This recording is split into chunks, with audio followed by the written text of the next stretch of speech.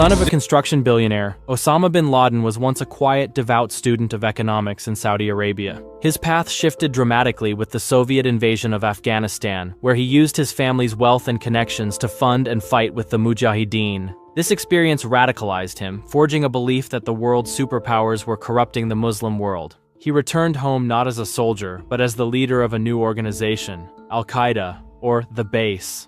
His war began not with a single event, but with a series of coordinated violent acts against Western targets. The 1998 embassy bombings in Tanzania and Kenya announced his arrival on the world stage. Then came the morning of September 11, 2001, a meticulously planned attack that brought global commerce and travel to a standstill. For nearly a decade, he was the most wanted man on Earth, the ghost at the center of a global manhunt. Intelligence eventually led not to a cave, but to a secure compound in a Pakistani city.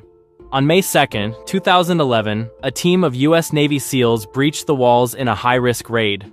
The operation, lasting just 40 minutes, ended the search for the man who had eluded capture for so long. Confirmation of his death was a moment of catharsis for some and a spark for further conflict for others. He was buried at sea, a decision made to prevent his grave from becoming a shrine. Though the man was gone, the ideology he weaponized had already fractured into something new, a decentralized global movement. Before he became the world's most famous narco-trafficker, Pablo Escobar was a petty street criminal in Medellin, Colombia. He dealt in contraband and stolen cars, his ambition far exceeding his humble beginnings. He saw an opportunity in the burgeoning cocaine trade of the 1970s, a market with seemingly limitless demand. He didn't invent the business, but he revolutionized its scale, creating smuggling routes that stretched across the globe. At the height of his power, he was one of the wealthiest men in the world, earning millions of dollars per day. His Medellin cartel operated with a simple, brutal philosophy: plata o plomo, silver or lead. When the Colombian state moved against him, he declared war, orchestrating a campaign of bombings and assassinations that terrorized the nation. His violence triggered an unprecedented international response, with both the Colombian government and the United States dedicating immense resources to his capture. The hunt turned the streets of his home city into a war zone. On December 2, 1993, after a year and a half on the run, authorities tracked a phone call to his hiding place. He was killed in a shootout while trying to escape across the rooftops of a Medellin neighborhood. The fall of the cartel kingpin did not end the drug trade, it only splintered it into smaller, more elusive factions. His private prison, La Catedral, is now a monastery, and his former mansion a tourist attraction. His story is now a fixture in popular culture, a subject of films and television series. Alphonse Capone began his career as a bouncer in a Brooklyn saloon, where a knife fight earned him a permanent nickname, Scarface. He was a small-time operator with big ambitions, drawn to the promise of a city where the law was for sale. He found his opportunity in the Chicago of the 1920s, a city thirsty for illegal alcohol during Prohibition. Under his mentor Johnny Torrio, he learned that violence was a tool, but organization was the key to true power. When Torrio retired, Capone took over, building a criminal empire that controlled bootlegging, gambling, and prostitution. He cultivated a public image as a benevolent businessman, opening soup kitchens for the poor, while his enforcers ruled the streets. The illusion of civility was shattered on February 14, 1929, when his men, disguised as police officers, executed 7 rivals from a competing gang. The massacre made him public enemy number 1 and drew the unwanted attention of the federal government. A special team of Treasury agents led by Elliot Ness began to systematically dismantle his operations. Despite countless acts of violence, the authorities couldn't make a murder charge stick. Instead, they pursued a different angle, meticulously documenting his lavish, untaxed income. In 1931, the man who controlled a city was convicted not for murder, but for failing to pay taxes on his illegal earnings. Imprisoned in the newly opened Alcatraz, his power and health rapidly declined. He was released a broken man, his mind ravaged by neurosyphilis, a shadow of his former self. Joaquin Guzman Loera, known as El Chapo, or Shorty, started his life in the rural poverty of Sinaloa, Mexico. He was born into the drug trade, a world where ambition was measured by one's capacity for innovation and ruthlessness. He rose through the ranks of the Guadalajara cartel, not with brute force alone, but with engineering genius. He pioneered the use of long, air-conditioned tunnels under the U.S. border, transforming the logistics of drug trafficking. After the Guadalajara cartel splintered, he founded his own organization, the Sinaloa Cartel. Under his leadership, it became a global empire, a sophisticated, multi-billion-dollar corporation built on an illicit product. His success made him a primary target for both the Mexican and U.S. governments, leading to his first capture in 1993. But his legend was cemented not by his captures, but by his escapes. In 2001, he slipped out of a maximum security prison, allegedly in a laundry cart, humiliating the government. After his recapture in 2014, he did it again, escaping through a mile-long tunnel dug directly into the shower of his cell. The second escape turned the manhunt into a matter of national pride for Mexico. A clandestine interview with actor Sean Penn provided a bizarre twist, inadvertently helping authorities pinpoint his location. He was finally captured for the last time in 2016 and extradited to the United States. The man who built tunnels to escape confinement now resides in a place designed to make escape impossible. El Chapo is now a permanent resident of a concrete box, proving that even the most powerful kingpins are ultimately just nodes in a network that continues to function long after they are removed. Dr. Joseph Mengele was a man of science and ambition, holding doctorates in both anthropology and medicine. He arrived at the Auschwitz concentration camp in 1943, not as a prisoner, but as a physician with absolute power. On the selection ramp, his wave of a hand decided who would live and who would be sent to the gas chambers. But his true passion lay beyond simple selection. He sought to use the camp's inmates as a limitless supply of human test subjects. With a chilling detachment, he conducted horrific experiments, particularly on twins and children. He inflicted disease, performed unnecessary surgeries, and pursued his grotesque research under the guise of scientific inquiry. As the Third Reich collapsed, Mengele vanished, using a network of sympathizers to escape justice. For over 30 years, he lived a life on the run in Argentina and Paraguay, always one step ahead of Nazi hunters. He became the most wanted Nazi fugitive, a symbol of the Holocaust's unpunished evil. The Israeli intelligence agency, Mossad, came close, but operational priorities shifted and the trail went cold. He lived out his days in quiet obscurity, protected by a small circle of supporters.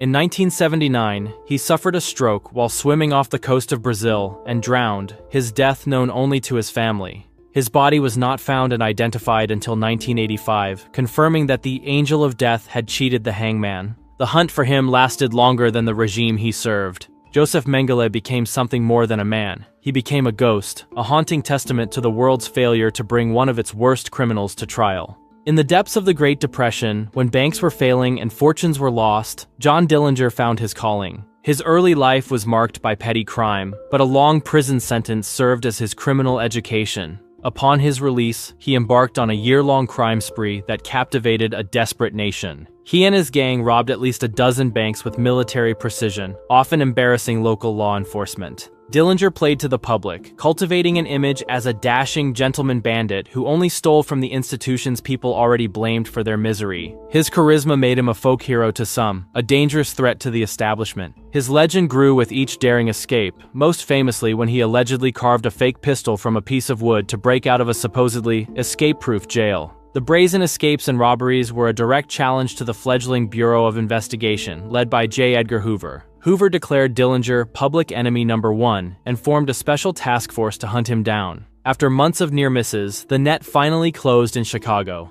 A brothel madam named Anna Kompanash, the infamous woman in red, betrayed his location to the authorities in exchange for leniency on her immigration status. On July 22, 1934, as Dillinger exited the Biograph Theater, federal agents moved in and shot him dead in the alley. The public's fascination continued even in death, with thousands lining up to see his body. The successful manhunt transformed Hoover's bureau into the powerful, nationwide law enforcement agency known today as the FBI. He was born Henry McCarty, but history would know him by a more evocative name. An orphan adrift in the American frontier, his life of crime began with petty theft, a desperate act of survival. His path to notoriety was forged in the bloody Lincoln County War, a violent feud between rival merchant factions in New Mexico. He wasn't a leader, but a loyal fighter, a hired gun whose skills quickly earned him a reputation. Legends claimed he killed over 20 men, one for each year of his life. The reality was likely less than half that, but the myth was more powerful than the truth. His actions made him a wanted man, and the task of bringing him to justice fell to his former acquaintance, Sheriff Pat Garrett. Garrett captured him, and he was sentenced to hang. But in a stunning display of audacity, he escaped, killing 2 deputies in the process, and cementing his legendary status. The manhunt resumed, with Garrett relentlessly tracking him across the territory. The trail led to a darkened room in Fort Sumner on the night of July 14, 1881. In the pitch black, a voice asked, "Who is it?" and was answered not with words, but with a single gunshot from Garrett's pistol. The outlaw's death at 21 ended a short and violent life, but it was only the beginning of his story. Dime novels and sensationalized accounts published after his death stripped away the nuance of his life. Billy the Kid isn't just a historical figure anymore. He's become a key part of the Wild West legend, a symbol of rebellion whose name now stands for the romanticized and often exaggerated idea of the frontier. Little is known for certain about the early life of the man named Edward Teach. He began as a privateer, a state-sanctioned sailor fighting for the British during the War of Spanish Succession. When the war ended, he, like many sailors, turned to piracy, refusing to give up the freedom and fortune of life at sea. He captured a French slave ship, renamed it the Queen Anne's Revenge, and armed it with 40 cannons, creating a vessel that struck fear across the Atlantic. His power came not just from his firepower, but from his mastery of psychological warfare. He cultivated a terrifying image, braiding lit fuses into his long black beard to wreathe his face in smoke during battle. At his peak, he commanded a flotilla of ships and hundreds of pirates, culminating in his audacious blockade of Charleston, holding the entire port hostage. His brazen acts forced the governor of Virginia, Alexander Spotswood, to take action. He dispatched 2 naval sloops under the command of Lieutenant Robert Maynard, with a single objective: to eliminate Blackbeard. Maynard cornered the pirate in Ocracoke Inlet, North Carolina, on November 22, 1718. The battle was brutal and personal, with Maynard's crew ambushing the pirates after feigning retreat. Teach fought ferociously but was finally overwhelmed, suffering numerous gunshot and sword wounds before he fell. His head was removed and hung from the ship's bowsprit as proof of his demise. Despite the legends, no great buried treasure was ever found. His reign of terror lasted only 2 years, but his carefully crafted image endured for centuries. To the outside world, Ted Bundy was handsome, intelligent, and charming, a promising law student with a future in politics. This carefully constructed facade concealed a monstrous secret.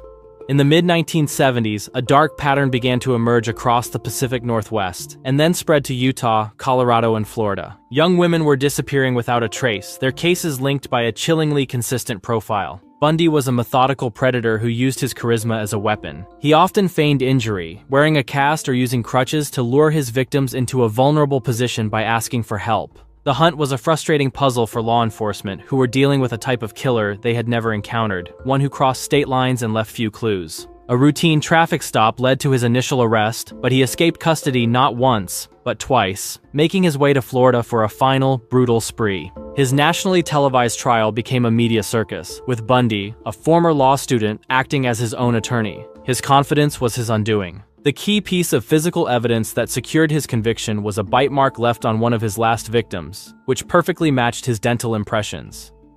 He was found guilty and sentenced to death, his charm finally failing him under the weight of forensic science. Before his execution in 1989, he confessed to dozens of murders, though the true number of his victims remains unknown. The term serial killer was coined during the frantic effort to understand and categorize his crimes. Jesse James was a product of a divided nation, his teenage years shaped by the brutal guerrilla warfare of the Missouri-Kansas border during the Civil War. He fought for the Confederacy, learning a brand of violence that did not end when the war was over. Unwilling to accept defeat, James and his brother Frank, along with the younger brothers, applied their wartime tactics to a new profession. They became outlaws, robbing banks, stagecoaches, and trains with ruthless efficiency. They were more than just thieves. They were performers in a public drama. A sympathetic newspaper editor, John Newman Edwards, crafted a public image for James as a modern-day Robin Hood, a Confederate avenger striking back at a corrupt system. Their notoriety attracted the attention of the Pinkerton National Detective Agency, a private law enforcement group that became their sworn enemy. The hunt became intensely personal after a disastrous Pinkerton raid on the James family farm resulted in the death of his young half-brother. The event solidified public sympathy for James and turned the outlaws into folk heroes. The gang's invincibility was shattered during a failed robbery in Northfield, Minnesota, where outraged townspeople fought back. The botched raid led to the capture or death of most of the gang, forcing Jesse and Frank into hiding. With a large bounty on his head, the greatest threat to Jesse James came not from the law, but from within his own dwindling circle. On April 3, 1882, while dusting a picture in his home, he was shot in the back of the head by Robert Ford, a new recruit to his gang seeking the reward money. His death did not end his story, it perfected it. Adolf Eichmann was not a battlefield general or a high-ranking politician. He was a bureaucrat, a logistics manager. His product was not steel or textiles, but human lives. As the head of the Reich's Office for Jewish Affairs, he became one of the chief architects of the Holocaust. He was obsessively efficient, coordinating the vast network of trains that transported millions to their deaths in extermination camps across Europe. His job was to solve the Jewish question, and he did so with the cold precision of an industrial planner. He organized the identification, assembly, and deportation of Jewish populations from every corner of the conquered territories. After Germany's defeat, Eichmann disappeared, using a network of sympathizers to escape to Argentina, where he lived for a decade under a false identity. The hunt for him was relentless, led by Nazi hunters and the Israeli intelligence agency, Mossad. In 1960, after a painstaking investigation, a Mossad team located him living openly in Buenos Aires. In a daring covert operation, agents snatched him off a street and smuggled him out of the country to stand trial in Israel. It was an act that violated international law, but was seen by Israel as a supreme act of historical justice. The trial was a global media event, the first time many heard direct, detailed testimony about the mechanics of the final solution. His defense was simple and chilling. He was not an ideologue driven by hatred, but a functionary just following orders. His trial gave the world a new phrase to describe how ordinary people can commit extraordinary crimes: the banality of evil. Long before the rise of the famous male cartel leaders, Griselda Blanco was building her own empire. Her life of crime began on the streets of Medellin, Colombia, where she learned that ruthlessness was the key to survival. She moved to New York and then Miami in the 1970s, seeing the city as the perfect gateway for cocaine into the American market. She was a pioneer, credited with inventing methods like using lingerie with hidden compartments to smuggle drugs. Her arrival in Miami marked the beginning of the city's most violent chapter, the era of the cocaine cowboys. She was infamous for her brutality, normalizing the use of motorcycle-riding assassins for public hits. Her violent consolidation of power left a trail of bodies across South Florida, making her one of the most feared and wanted traffickers of her time. She was a ghost, constantly changing her appearance and location, making her incredibly difficult for the DEA to track. The hunt for the godmother of cocaine became a top priority for federal agents. After a decade-long investigation, DEA agents finally tracked her down, not in Miami, but living a quiet life in Irvine, California. She was arrested in her home in 1985, without a fight. She served nearly 2 decades in a U.S. prison before being deported back to Colombia in 2004. The world she returned to was one she had helped create, a place where the rules of violence she had written were still in effect.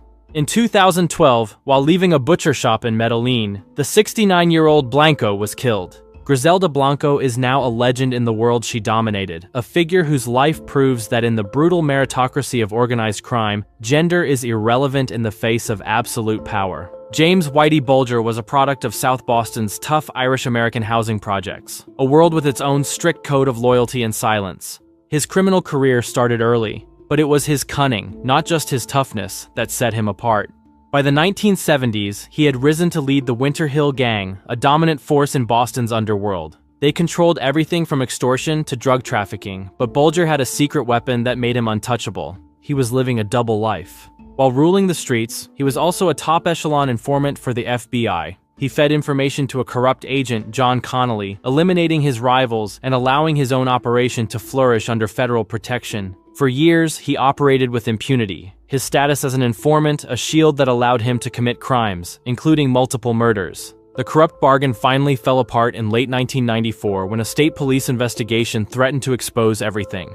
Tipped off by his FBI handler, Bulger vanished just before he was indicted. For 16 years, he was one of the most wanted men in America, second only to Osama bin Laden on the FBI's list. The global manhunt ended not in a foreign country, but in a modest apartment in Santa Monica, California, where he had been living quietly with his girlfriend. His capture in 2011 and subsequent trial brought the full scope of his crimes and the FBI's complicity into the light. He was convicted of racketeering, extortion, and his involvement in 11 murders. His story was not just about a gangster, but about a catastrophic failure of federal law enforcement.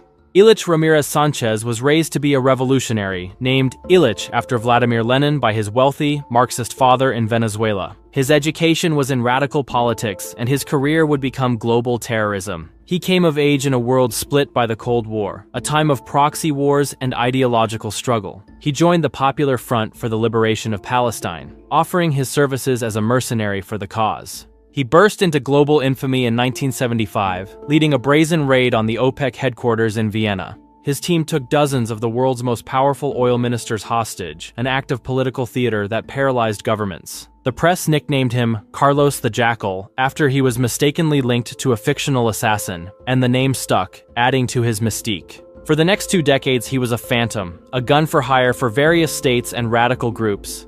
He became the world's most wanted terrorist, a chameleon who moved effortlessly between countries behind the Iron Curtain and in the Arab world. The fall of the Berlin Wall in 1989 was the beginning of his end. As the Cold War thawed, his state sponsors and safe havens began to disappear. He was eventually tracked to Sudan, a country that had once offered him sanctuary but was now willing to trade him for political favor.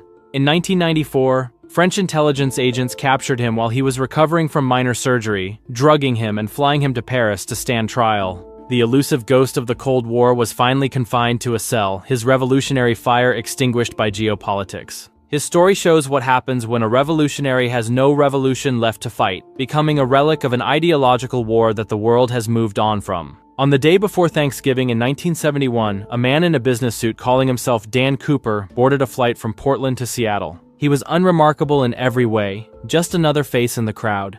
Shortly after takeoff, he passed a note to a flight attendant, calmly informing her that he had a bomb in his briefcase. His demands were precise: $200,000 in unmarked bills and 4 parachutes. After landing in Seattle, the exchange was made. The passengers were released, and Cooper's demands were met. He then ordered the pilots to take off again, flying south towards Mexico City at a specific, low altitude. Somewhere over the dense, stormy wilderness of southwestern Washington, he did the unthinkable. He lowered the rear air stairs of the Boeing 727 and jumped into the night. The act triggered one of the most extensive and expensive manhunts in U.S. history. For months, investigators scoured the remote landscape, but found no trace of Cooper or his parachute. The case went cold for nearly a decade. Then, in 1980, a young boy on a camping trip discovered 3 packets of the ransom money, disintegrated but identifiable, on the banks of the Columbia River.